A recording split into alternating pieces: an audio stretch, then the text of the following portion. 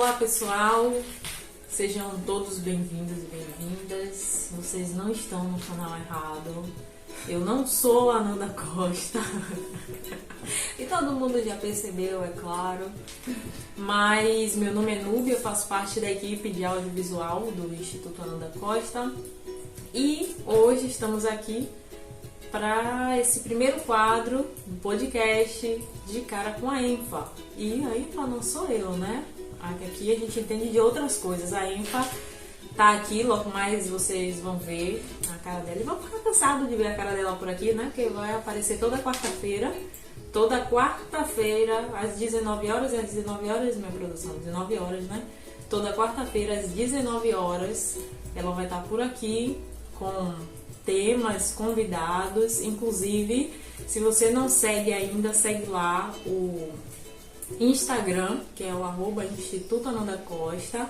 E se tiver dúvidas ou qualquer coisa sobre o tema relacionado, vocês também podem deixar lá, que a gente vai estar sempre trazendo para cá para estar assinando. Mas, sem mais delongas, Ananda Costa.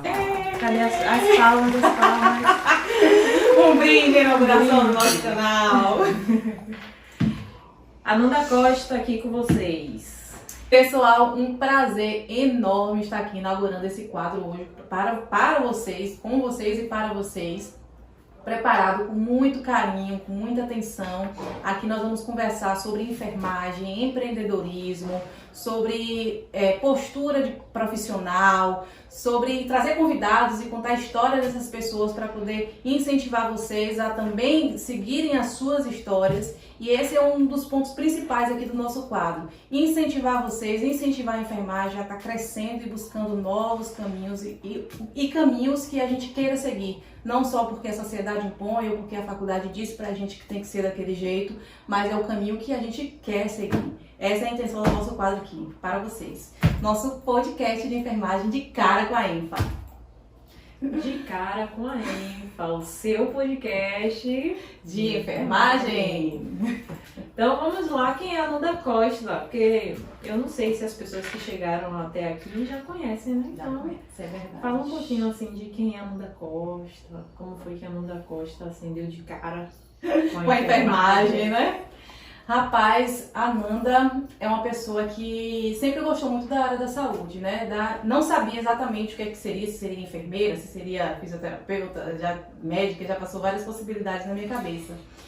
Mas eu sempre gostei, né, da área da saúde, sempre gostei também de estar lidando, né, com pessoas, de trabalhar com gente, porque lidar com saúde, você precisa gostar de trabalhar com pessoas, né? E é o que a enfermagem representa mesmo, cuidado com pessoas. E aí, Núbia, eu sempre gostei, né, dessa área, da área da saúde, mas tinha essa dúvida, né? O que é que eu vou ser quando eu me formar? E foi uma decisão que veio baseada mesmo em sentimento, porque não foi algo que eu disse, eu vou testar várias coisas, o que eu passar eu vou fazer, que às vezes acontece, pode ser normal para algumas pessoas, né, de começar a sua escolha profissional, a sua vida, a sua carreira profissional dessa forma, né, botando vestibular lá no ProUni, né, que para ver a vaga que consegue alcançar. Quem nunca? Quem nunca? Eu também já fiz isso. Mas enfim. E aí foi o que no meu coração já pedia, que era enfermagem mesmo. Eu sempre gostei muito, muito de cuidar. E aí foi assim que eu comecei, né, com a enfermagem. Iniciei minha faculdade na faculdade em Cruz das Almas, que era a cidade perto de onde eu moro, que eu sou de Santo Antônio de Jesus. E foi daí que começou a minha rotina, né? Tive vários estágios extracurriculares, estágios curriculares mesmo da faculdade aqui em Salvador. E aí eu tive a rotina e o contato, né, com hospitais de médio e grande porte, nesses até o nome fugiu aqui agora, desculpa, é o nervosismo do início, normal. Desses estágios.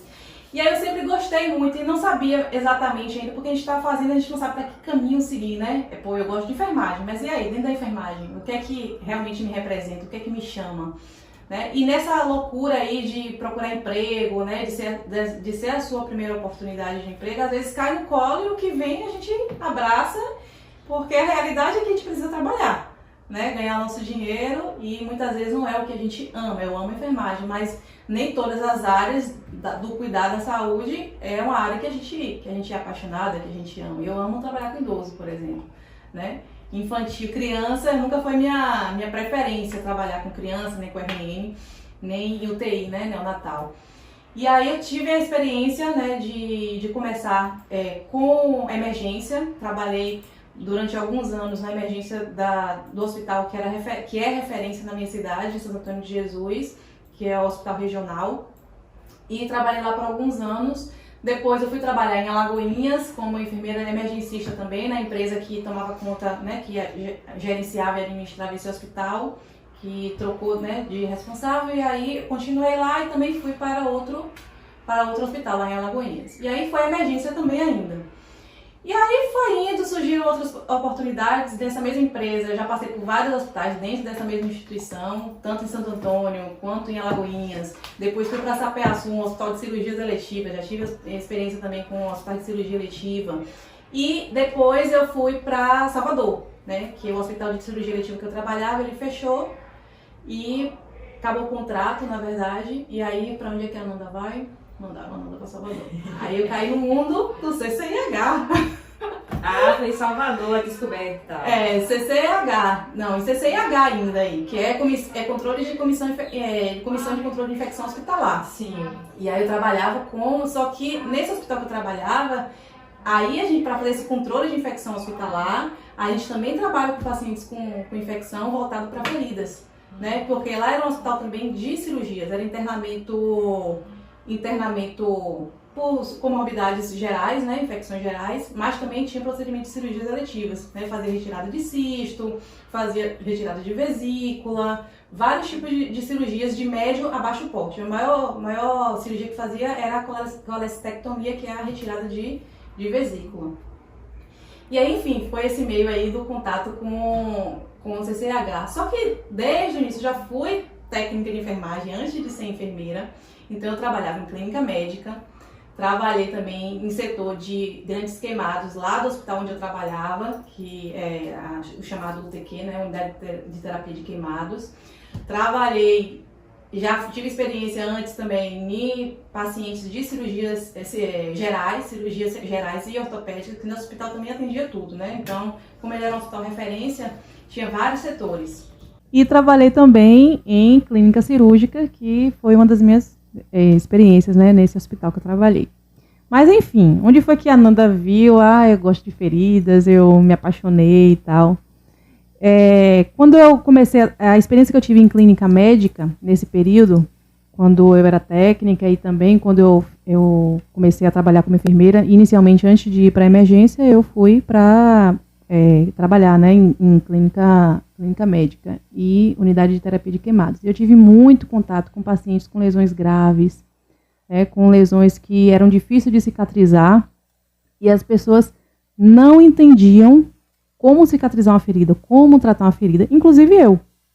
O que eu aprendi, que eu sabia naquela época, foi o que eu aprendi com aquelas pessoas que também não sabiam, né? Sabiam o básico e achavam que o que tinha estava fazendo. Também os recursos que o hospital disponibilizava, né, como tipo de cobertura, como treinamentos para isso, também era precário.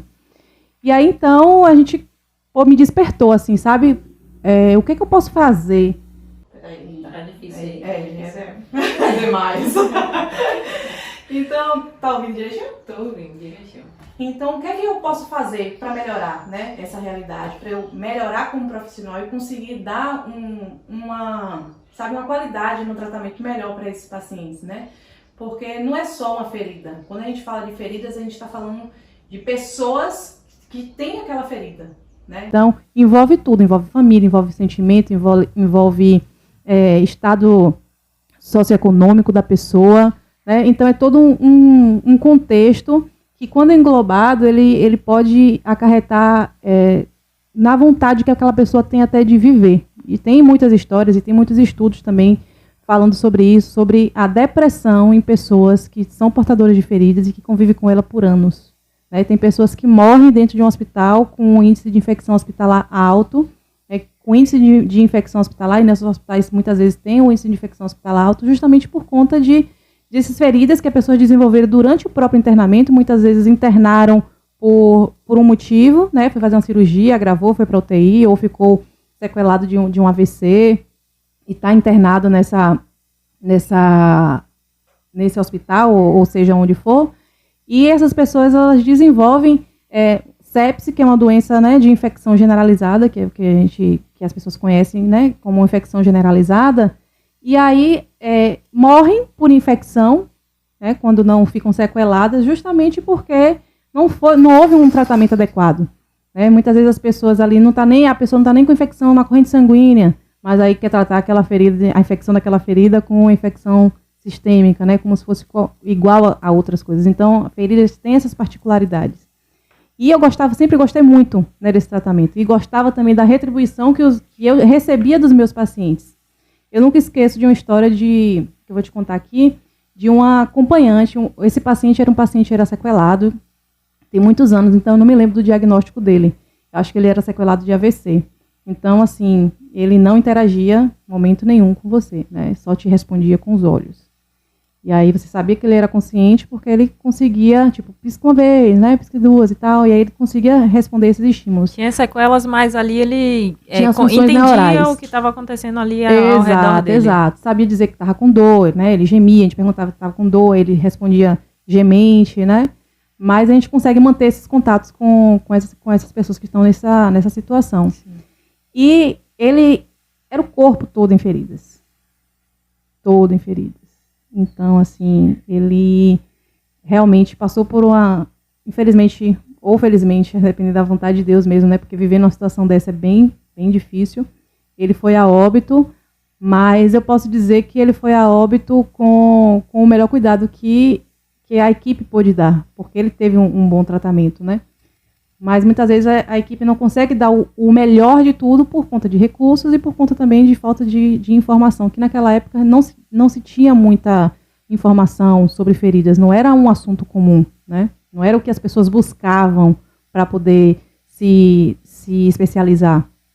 E aí eu lembro que tinha uma enfermeira lá, que ela era estomaterapeuta, ela era formada já, né, já tinha pós-graduação dela em feridas, ela tinha feito em outro estado, porque não tinha aqui ainda na Bahia nessa época. Uhum.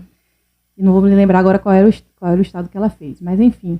E eu conversava muito com ela, né, quando ela ia fazer a avaliação dos pacientes, a gente discutia aquele caso daquele paciente, conversava sobre os tipos de cobertura, né, o que a gente poderia fazer para melhorar aquela condição daquele paciente, ir melhorando. E quando a gente vê as evoluções, né, os registros fotográficos que a gente precisa ter para avaliar o antes e o depois, você fala, caramba, velho, isso aí funciona e é bom, e a gente consegue dar um retorno bom para o paciente, né? A gente consegue dar uma qualidade de vida.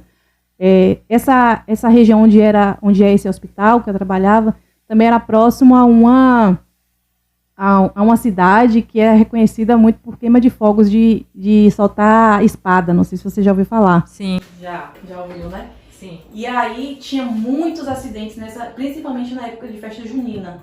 Então, muito paciente queimado, né? Internamento em UTI, internamento também nessa ala de pacientes queimados, na UTQ, e a gente tinha muito esse contato. E era bem, bem bacana, assim, para a experiência profissional, você conseguir participar disso e ver, né, essa evolução desses pacientes, tanto crianças, né, como no interior, adultos também, mas no interior da Bahia teve uma época também que teve, não vou lembrar o ano, uma explosão de uma casa de fogos. Não sei se você já ouviu falar nessa história. Não cheguei a ouvir. Que estourou e foram bem lá no interior, e acho que, se eu não me engano, foi 2011. 2011. Tem um tempinho, né? Tô entregando aqui a minha idade, não, né? Vocês já viram que a pessoa tem pouca experiência, né? A pessoa já tem... Vocês lembram qual foi o primeiro lugar que ela trabalhou? Porque eu tô aqui já, assim, tipo, fazendo aqui as contas tentando fazer a conta de foi, na cabeça. Mas, enfim.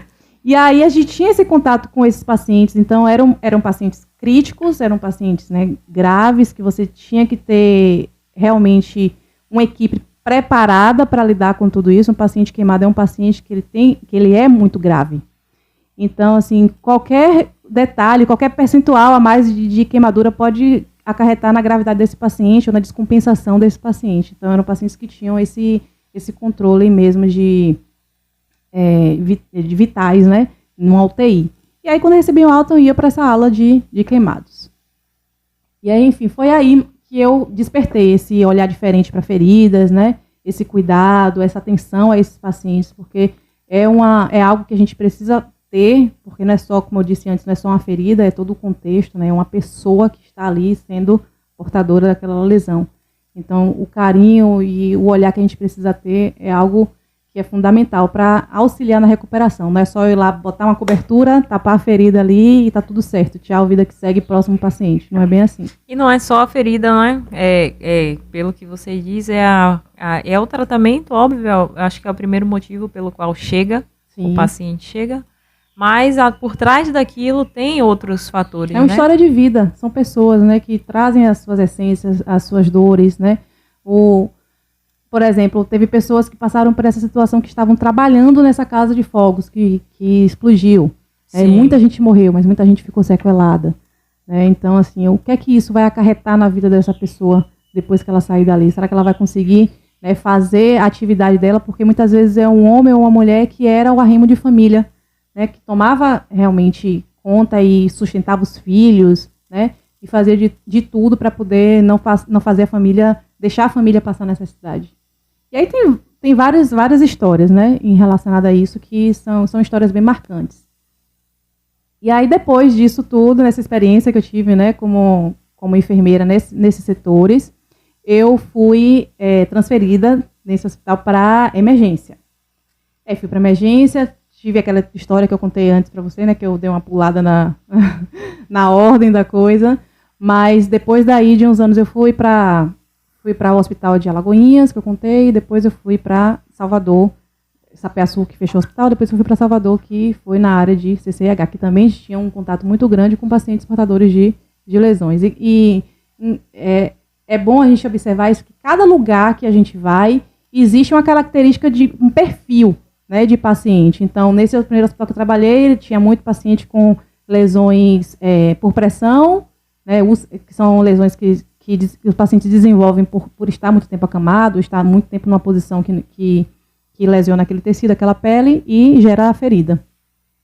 E também eu tive contato com outros hospitais que a característica daquele hospital era ter, como esse que eu fui dizer, CCH, úlceras venosas, ou úlceras arteriais, né? Então, assim, são características diferentes. Então, perfil de paciente diferente, história de paciente diferente, motivos pelo qual eles estão internados são diferentes. Então, não é, como eu digo, não é tratar a ferida, é tratar o paciente, né? A história daquele paciente, ter o cuidado com a história daquele paciente. O que ele traz para você como história dele ou como experiências que ele viveu vai influenciar no tipo de tratamento ou como você vai tratar aquela ferida. E a questão social, né, socioeconômica conta muito, né, para recuperação, no caso. Sim, porque muitas vezes esse paciente que está lá recebendo tudo que o hospital pode dar, quando ele vai para casa, o hospital não cicatriza uma ferida completamente para dar alta ao paciente. Ele cicatriza quando ele está estável hemodinamicamente ou quando os parâmetros vitais dele já estão, né, normalizados, não precisa mais de fazer esse atendimento internado, e aí segue para casa, continua com atendimento em unidade de posto de saúde. Mas e aí começa todo o pós. Exatamente, né? Porque tem a questão, será mesmo que esse profissional que está no posto de saúde, ele... Vocês ouviram isso aqui? É uma escola, é todo o contexto de estudo, escola. As aulas voltaram. As aulas voltaram presencial, galera. E aí, nem lembro onde foi que eu tava falando será que o profissional que está dentro do posto de saúde também sabe tratar essa lesão? Né? Por que isso é importante? E será que o posto de saúde ou o município onde aquele posto está localizado, que aquele profissional está localizado, tem todo o recurso para dar para aquele profissional conseguir ajudar aquela pessoa a cicatrizar? Eu creio que quem tem uma condição financeira, né, um aporte financeiro, tem o home care, a pessoa ainda tem a possibilidade de escolher o profissional que ele vai entregar, né, para os cuidados. Então, ele ainda tem tem escolhas, né? Tem possibilidades. Isso. Com quem não tem essa condição, esse aporte financeiro tem para dar, que é a grande maioria, na realidade, no nosso país, né? Então, infelizmente, nem todo mundo consegue pagar um profissional de referência em feridas para conseguir tratar aquela lesão. E aí existem, né, esses suportes do governo, né, como o próprio a Secretaria Municipal, que tem, né, os postos, as unidades de saúde, quando tem, porque não é a realidade de todas as cidades. Né, a gente sabe que quando tem, às vezes, o mínimo, um aporte pequeno, né, uma quantidade de unidades que para aquela, porque funciona assim, né? Para a gente ter uma quantidade de UPA, para eu saber quantas UPAs, quantas unidades de saúde, dependendo da quantidade da quantidade de pessoas da população daquela cidade. Né? Tem isso. Então, Eu não sabia. Então, para eu não posso ter 10 UPAs numa cidade que é muito pequena, que tem 5.000 habitantes, por exemplo. Entendi. Então, tem todo um cálculo que é feito em cima disso para a gente saber quantas unidades tem. Só que, por vários motivos, né, políticos e tudo mais, nem sempre a gente tem essa quantidade de unidades que precisa, né? Então, assim, nem todos os pacientes vão ter acesso àquele atendimento, porque muitas vezes não tem o suporte necessário mesmo para a quantidade de pessoas que existe naquela localização. E quando tem, não tem o recurso que o Poder Federal, né, Executivo, disponibiliza para aquela região. Por N motivos, que não cabe, né, a gente falar aqui. Não é o foco. Sim. Aí Acho que deu pra entender, aí né? voltando, porque a menina tem história, né? Vocês já perceberam que tem carreira aqui. E aí foi estrada. Um pouquinho aí pra... E aí, e essa paixão, no caso, né? Porque é uma paixão. Nunca imaginei que eu ia dizer isso, né? Paixão por feridas. Quando foi, assim, aquele estalo, assim, tipo, pá. Esse é o lugar, né? A virada, assim, da Como eu disse, nem sempre a gente cai no lugar onde, quando a gente é profissional, que a gente se forma onde a gente queria estar. E muitas vezes nem a gente sabe qual é esse lugar. Primeiro a gente está descobrindo ainda, né? E foi assim comigo. Veio a emergência, que é um setor que eu me apaixonei, que realmente eu gosto muito de trabalhar com emergência, mas não era aquela coisa que fazia meu coração, sabe? Vibrar, assim, de felicidade. E aí eu tive experiência em emergência, fiz meu trabalho bem desempenhado, considero dessa forma porque os retornos que eu tive diante disso, né, na minha vida profissional, foram muito bons. Então, eu consegui ser promovida com tudo isso, né? Fui sair da assistência de emergência para ser coordenadora de unidade de emergência e depois gerente de enfermagem. E aí fui como coordenadora para UPA, aqui na cidade aqui de Salvador, depois nessa mesma empresa, que essa empresa é uma empresa grande que é uma OS, né, que faz a administração de várias unidades de saúde, né, do SUS. Então, eu trabalho com o SUS, trabalhava, né, com o SUS, só que dentro de uma empresa privada. E aí, como ela administrava várias e participava, né, de processos seletivos, como é o nome? Para empresas? Processo seletivo. Aqui a empresa participa. Licitações. Isso. Obrigado, obrigada. equipe. Esse menino é maravilhoso. Então, ela participava de algumas licitações em vários estados, e aí ela tem, né, unidades em vários estados aí pelo Brasil. E aí eu fui transferida, me fizeram a proposta, né, de fazer a implantação de uma UPA na cidade de São Paulo, em Guarulhos, em São Paulo. E aí foi também um grande desafio. Só que, meio a isso, a esse caos todo, assim, eu já sabia que eu gostava de feridas, já trabalhava pensando, né, numa reserva financeira, num aporte financeiro para conseguir ter a minha liberdade. Né? Então, eu me planejei para isso, tracei metas a médio, curto, né, curto, médio e longo prazo, para conseguir alcançar, né, esse objetivo meu. E aí, onde foram as coisas acontecendo, meu propósito na cabeça nunca, né, fugiu, eu sabia qual era, mas eu precisava ter segurança financeira para conseguir me sustentar sem ter necessidade de estar com minha carteira assinada. né, que é esse o grande medo do brasileiro. O que é que a gente aprende, né, desde quando a gente está na escola? Para a gente ser trabalhador, a gente precisa ter uma carteira assinada para ter segurança.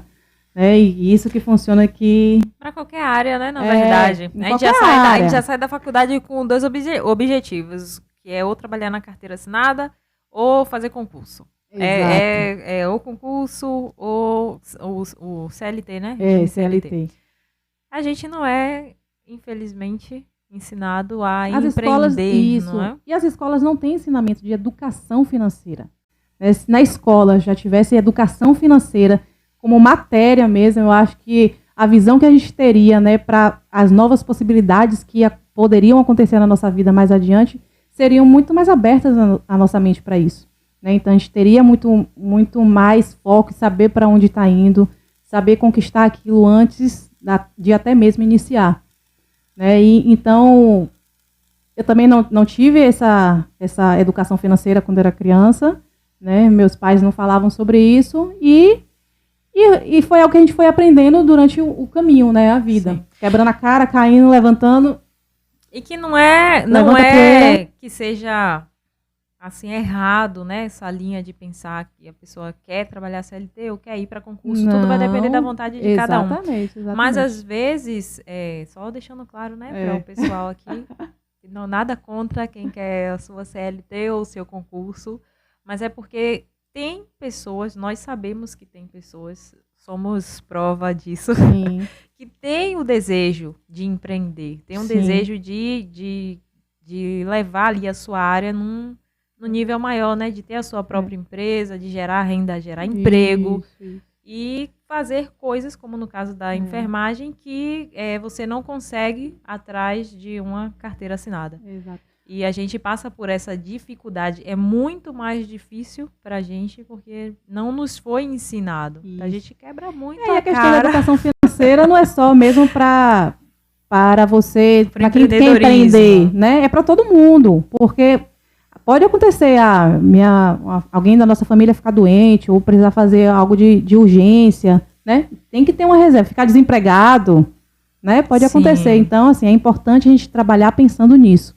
E aí foi isso que eu foquei, né? Eu vou fazer a minha reserva de emergência ali, vou conseguir me sustentar tantos meses sem trabalhar, porque eu vou fazer dar certo, mas enquanto eu trabalhava, eu também fazia atendimentos para poder ir pegando, né, a prática, porque eu já estava reviver a prática, né? Porque já tinha 3 anos em coordenação de emergência. Então, a prática de emergência eu tinha, que eu já trabalhava, né? Em emergência a gente deixa um pouco de trabalhar com feridas, mas que sempre tem, então sempre chega aqueles pacientes lá, né, com miase, com quem já viu sabe. E aí, sempre tem esses pacientes, né, e lesões por pressão também, enfim. E aí pronto, foi aí que eu já tinha despertado esse gatilho na minha cabeça. Não, eu vou empreender, eu quero trabalhar com feridas, mas não quero também trabalhar mais para mais ninguém. A gente tem uma hora que a gente quer chutar o pau da barraca, porque eu não sabia que eu queria isso. Depois que eu fui vivendo essa realidade, né, de gestão, de trabalhar para empresa grande, né, que tem outra visão diferente da sua, não é que a visão dela é errada, mas é que você não quer aquilo para sua vida. Então foi aí que eu descobri, não, eu não quero isso para mim, eu não quero trabalhar para ninguém, eu quero ter o meu emprego, eu quero viver a minha gestão, viver a minha experiência, cuidar dos meus pacientes da forma como eu acredito que é correto.